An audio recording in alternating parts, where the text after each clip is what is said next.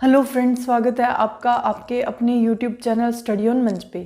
Friends, आज जो हम पोषक पदार्थ का थर्ड जो पार्ट है वो करेंगे विटामिन। तो देखिएगा, विटामिन की अगर हम बात करें, विटामिन शब्द का प्रयोग सबसे पहले एक वैज्ञानिक था जिसका नाम क्या था, फंक, उसने किया था। आपसे पूछा जाए विटामिन की मतलब विटामिन शब्द का प्रयोग सबसे पहले किसने किया, तो उस वैज्ञानिक का नाम क्या था, फंक था। उसने विटामिन शब्द का सबसे पहले प्रयोग किया था। अब यहाँ पे देखिएगा कि विटामिन उपयोग के आधार पर दो प्रकार के होते हैं। उपयोग के आधार पर विटामिन दो प्रकार के होते हैं। सबसे पहला जो होता है वो होता है जल में घुलनशील। किसमें? जल में घुलनशील। यानी इंग्लिश में बात करें तो आप इसे लिख सकते हो सोलेबल इन वाटर, यानी जो किसमें घुल जाते हैं, जल में।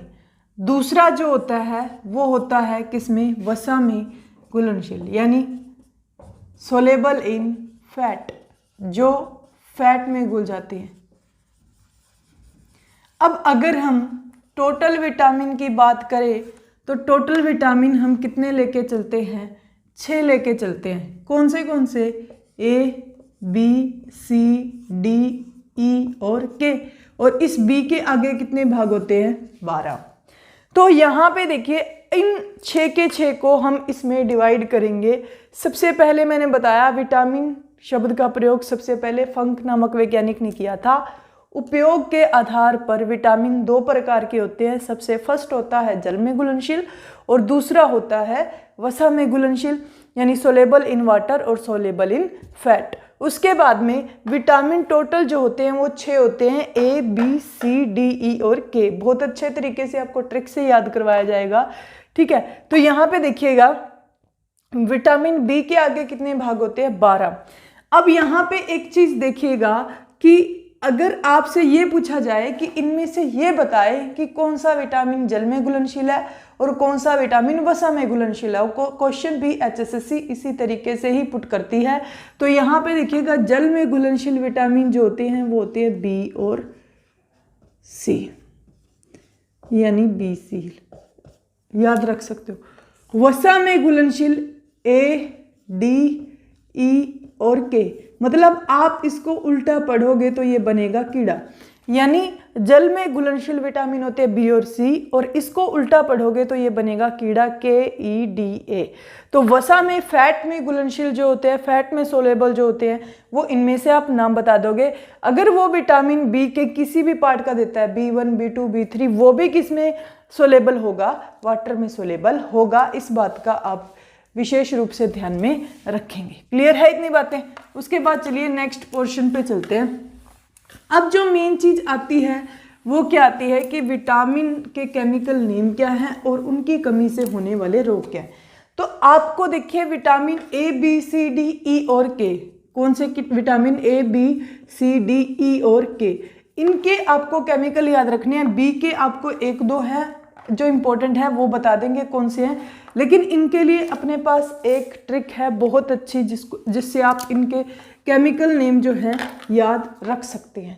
कौन से देखिएगा, हम लिखते हैं रथ एक टॉफी है।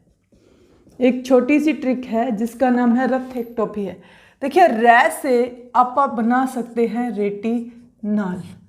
तो मतलब विटामिन ए का, इसके ऊपर मैंने नंबरिंग कर दी कि ये किसका किसका केमिकल नेम है, यानी रै से बना रेटिनॉल, ये विटामिन ए का केमिकल नेम है। थै से बना अपना थायमिन, ये विटामिन बी का केमिकल नेम है। ए से बना अपना एस्कॉर्बिक अम्ल, ये किसका केमिकल नेम है, सी का। और ये बना कैल्सीफेरोल, ये विटामिन डी का केमिकल नेम है। ये बना टोकोफेरोल, ये किसका केमिकल नेम है, ई का। और फिर ये बना फिलोक्विनान। समझ में आया आपको? तो ये चीजें आपको माइंड में रखनी है, ठीक है। केमिकल नेम आपसे बहुत इंपॉर्टेंट है और पेपर में पूछे भी जाएंगे। विटामिन ए का रेटिनॉल, थै से थायमिन, ए से एस्कॉर्बिक अम्ल, डी से कैल्सीफेरोल, डी का, और टोकोफेरोल और फिलोक्विनान। अब यहाँ पे देखिए विटामिन ए की कमी से अगर रोग पूछा जाए तो रै से हो जाता है रतौंधी, यानी रात को दिखना बंद हो जाता है, रात को दिखना बंद हो जाता है, ठीक है, नाइट ब्लाइंडनेस।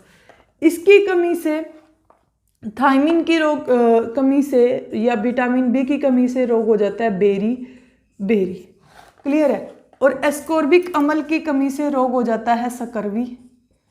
और ई यानी डी की अगर हम बात करें, विटामिन डी की सबसे पहले, विटामिन डी कैल्सीफेरोल की कमी से जो रोग हो जाता है वो हो जाता है रिकेटस, ठीक है, विटामिन डी की कमी से। और टोकोफेरोल, इसकी कमी से रोग हो जाता है बांझपन।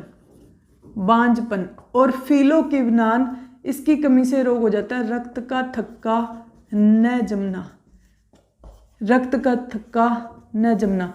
देखिए रक्त का थक्का न जमना एक रोग है, रक्त का थक्का न जमना एक रोग है। इस रोग को कॉमन लैंग्वेज में, डॉक्टर की लैंग्वेज में बोला जाता है हीमोफीलिया। ये क्वेश्चन भी बहुत बार एग्जाम में आता है कि रक्त का थक्का न जमना एक रोग है, इसे क्या कहा जाता है, तो इसका सही आंसर जो आएगा वो आएगा हीमोफीलिया। इंग्लिश में भी इसे हीमोफीलिया के नाम से ही जाना जाता है, क्लियर है। अब ये होता क्या है, ब्लड क्लॉट, जिसको इंग्लिश में आप बोलते हो रक्त का थक्का न जमना, ब्लड क्लॉट होता है। देखिए किसी भी इंसान को अगर चोट लगती है तो उसका खून जो है वो जमता नहीं है, बहता रहता है, ठीक है। मतलब कुछ लोग ऐसे होते हैं जिनका ब्लड, मतलब एक बार चोट लगी, उसको कट लगा, थोड़ी देर में उनका खून रुक गया। लेकिन कुछ लोग होते हैं जिनका ब्लड जल्दी से रुकता नहीं है। उसका रीज़न क्या होता है, उसका रीज़न यही होता है कि उनको एक रोग है हीमोफीलिया, जिनकी वजह से उनका ब्लड जल्दी से क्लॉट नहीं बना रहा, और जब तक क्लॉट नहीं बनाता ब्लड तब तक चोट ठीक नहीं होती, ठीक है। तो अगर ये पूछा जाए कि रक्त का थक्का न जमना या फिर हीमोफीलिया एक रोग है, तो ये एक आनुवंशिक रोग होता है, जेनेटिक डिजीज होती है, आनुवंशिक रोग, जिसे आप जन्मजात रोग भी बोल सकते हैं, जेनेटिक डिजीज भी बोल सकते हो। क्लियर होगी इतनी बातें तो ये था विटामिन, बहुत आसान सा, ठीक है। तो इसको आप अच्छे से ध्यान में रखेंगे। Thank you very much. Next video में बहुत अच्छे से नेक्स्ट पार्ट लेके आएंगे। Thank you. अगर जिन्होंने चैनल को सब्सक्राइब नहीं किया वो सब्सक्राइब भी कर लें।